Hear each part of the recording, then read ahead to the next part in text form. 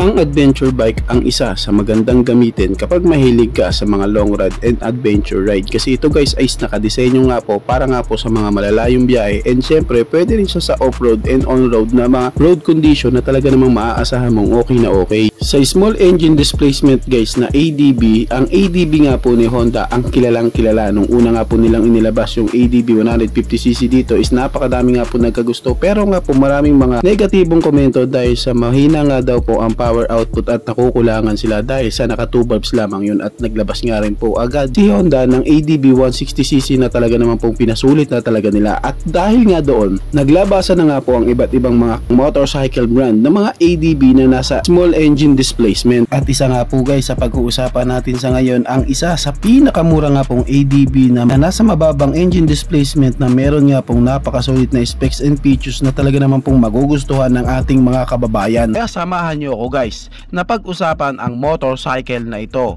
Pero bago yan, baka pwede naman na pa-subscribe ng aking YouTube channel. I-click mo na din ang notification bell para maging updated kayo sa mga susunod na i-upload ko. Guys, baka pwede naman na pa-like and follow ng aking Facebook page. Nasa description po ang link. Kaya make sure guys na tapusin nyo ang video na ito para malaman nyo ang information may kinalaman sa motorcycle na ito.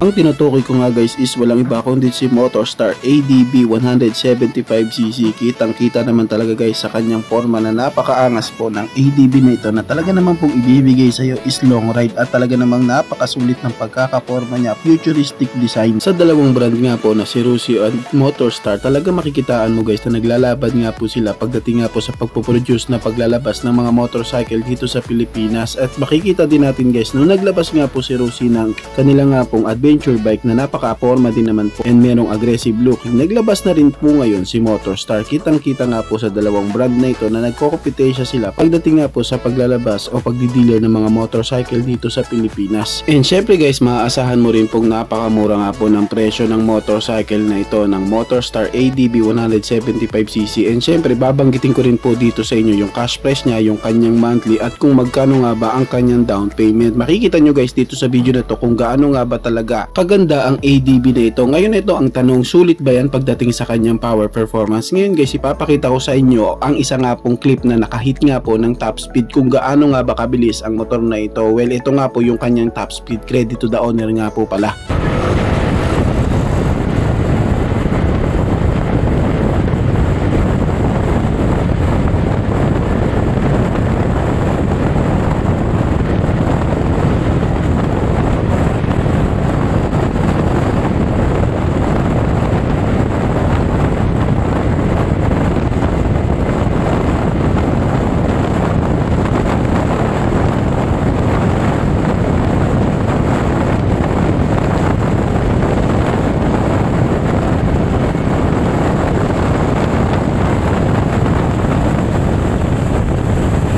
Ang height niya nga guys na top speed is 116 kph na makikita nating mabagal para sa isang 175cc, pero tandaan natin guys, isa itong ADB or adventure scooter bike na hindi nga po nakadesenyo para sa mga racing or mga aggressive ride. Syempre guys, nakadesenyo ito para sa mga long ride. Alam naman natin guys na kapag long ride ang habol mo, hindi mo kailangan magpabilis ng mabilis ng takbo dahil sa may chance na may mangyari sa makina mo. And syempre guys, hindi high revving engine ang makina nito. Tandaan, naka 2 valves lamang po po ang engine nito kaya nakadisenyo lamang po ang makina nito para nga po sa mga long rides. Pagdating nga guys sa kanyang makina, siya nga po is merong 175 cubic centimeter engine displacement, naka 4-stroke single cylinder. Siya nga po guys is naka single overhead cam with 2 valves, and pagdating nga po guys sa kanyang fuel system, siya nga po is naka FI na or fuel injected na makakaasa ka nga pong meron siyang matipid na gas consumption. And syempre guys, ang kanya nga pong engine type is ginagamitan nga po ng GY6 engine. Alam naman natin guys na kilalang kilala na ang GY6 engine dito sa Pilipinas. Marami na rin po tayong mga alternatibong mga pyesa para nga po sa ganyang makina na GY6 engine. Eto pa guys, maaasahan nyo talaga siya lalo na pag sa mga long ride nyo tapos inabutan kayo ng gabi, dahil ang kanya nga pong mga ilaw is naka full LED lightning na ang kanyang mga ilaw na maaasahan mong maliwanag nga po ito pagdating sa madilim na mga bahagi ng inyong rides. Tapos isa sa pinaka highlights nga po sa motor na ito, yung kanya nga pong panel gauge guys, kasi yung kanya nga pong panel gauge is ginagamitan nga po ng dual display with a TFT panel gauge na maaasahan mong maganda nga po at napaka colorful, and makikita mo lahat ng information dito sa kanyang panel gauge. Syempre isa sa mahalaga nga pong features is yung kanyang braking system. Pagdating nga po sa kanyang mga preno guys, siya po is naka disc brake na harap and likod. Wala po siyang combi brake, wala siyang ABS, pero para nga po sa ganyang klaseng ADB bike, okay na din po na ganito ang kanyang braking system dahil maaasahan nating malakas na pa rin po ang kanyang stopping power. Syempre pagdating sa kanyang suspension, isa sa talaga naman pong hinahanap ng mga consumer natin na ang kategory ng bike is ADB scooter is yung kanyang suspension. Yung kanya nga pong suspension guys is regular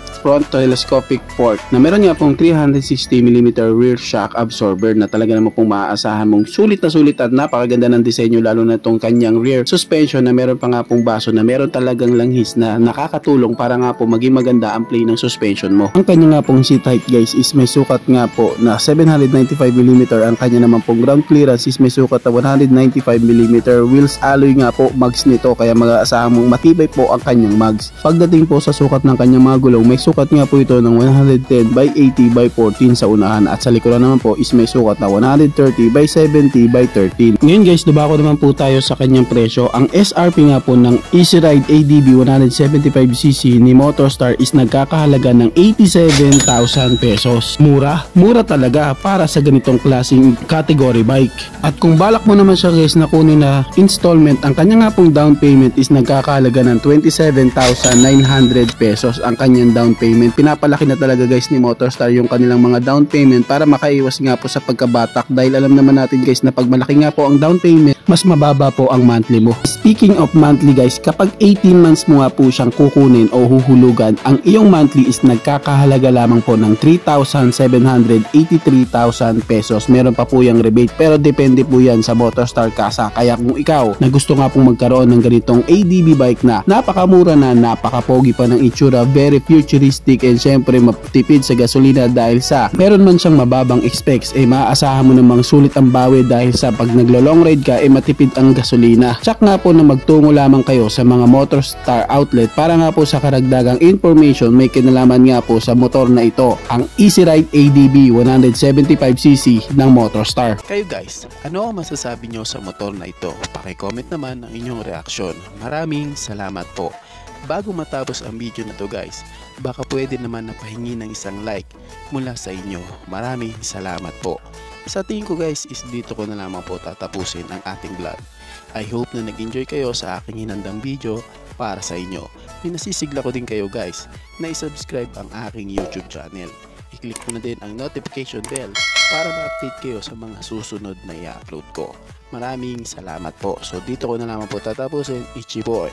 Thank you!